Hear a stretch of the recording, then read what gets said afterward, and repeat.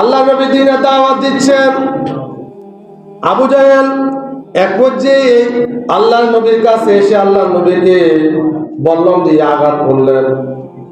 নবীজির মাথা দিয়ে রক্ত পড়তেছেন, নবীজির মাথা থেকে রক্ত পড়তেছেন।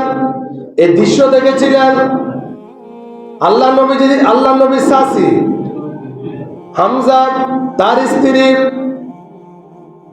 হামজা রাদিয়াল্লাহু তাআলা আনহু তখন ইসলাম ধর্ম গ্রহণ করেন নাই।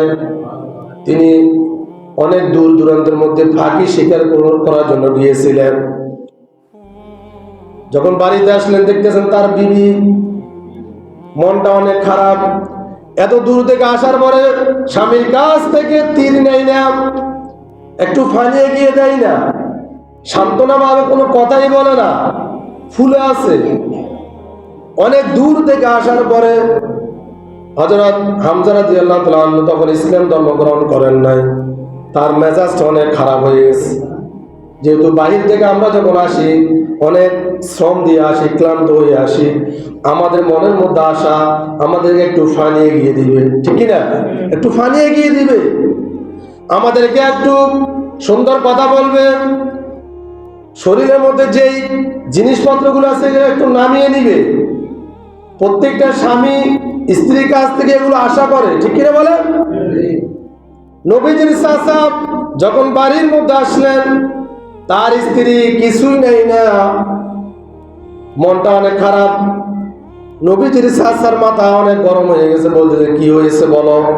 অনেক দূর থেকে অনেক ক্লান্ত অবস্থায় এসেছে।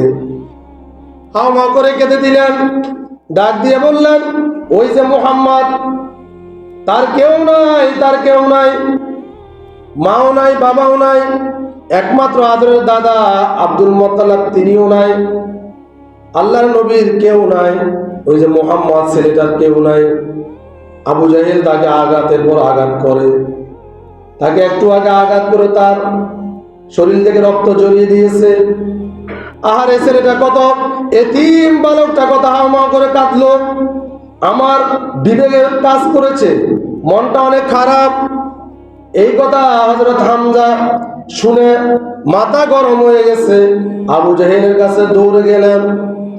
এ আবু জাহেল, তুই কি ভেবেছিলি যে মুহাম্মাদের কেউ নাই, আমার বাতিজের আর কেউ নাই পৃথিবীতে, আমি হামজা এখনো জীবিত আছি, এই বলে এমন ধনুক দিয়ে আঘাত করলেন, আবু জাহেলের শরীর থেকে রক্ত ঝরাই দিলেন।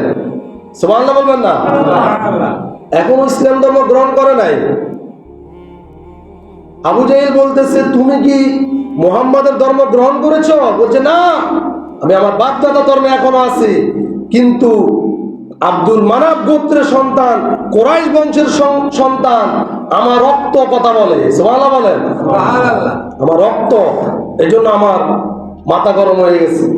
আবু জাহেলকে আঘাত করে ঘরের মধ্যে যখন আসলেন তার স্ত্রী বলতেছেন এই সংবাদটা একটু তোমার ভাতিজিকে দাও, এতিম বালকটা অনেক শান্তি পাবে। তার পক্ষ হয়ে তার চাচা প্রতিবাদ করেছে, তার পক্ষ হয়ে যখন তার চাচা প্রতিবাদ করেছে তখন তার মনটা অনেক একটু শান্তি শান্তি লাগবে। দৌড়ে গেলেন, হামজা ভাতিজা মুহাম্মদ, তোমাকে যে আবু জাহেল যে আঘাত করেছে আমিও পাল্টা আঘাত করেছি, তাকে আঘাত করে তার শরীর থেকে আমি রক্ত জড়িয়ে দিয়েছি, এবার তুমি একটু খুশি হও।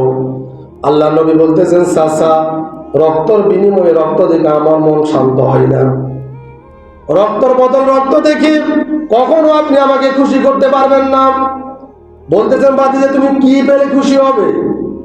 আল্লাহর হাবিব বলতেছেন আপনি যদি একটু কালিমা পড়ে মুসলমান হয়ে যান, আপনি যদি আল্লাহর দিকে এসে যান, তাহলে আমি অনেক খুশি হব। হামজা বলতেছেন ভাতিজা তুমি যে এই কথাটা বললে, রক্তের বিনিময়ে রক্ত দেখে তোমার মনটা শান্ত হয় না, তোমার ভিতরে কোনো আনন্দ আসে না। আমি হামজা আজকে সাক্ষ্য দিলাম এই চরিত্র দিয়ে গোটা দুনিয়াকে তুমি জয় করতে পারবা। আল্লাহু আকবার বলেন।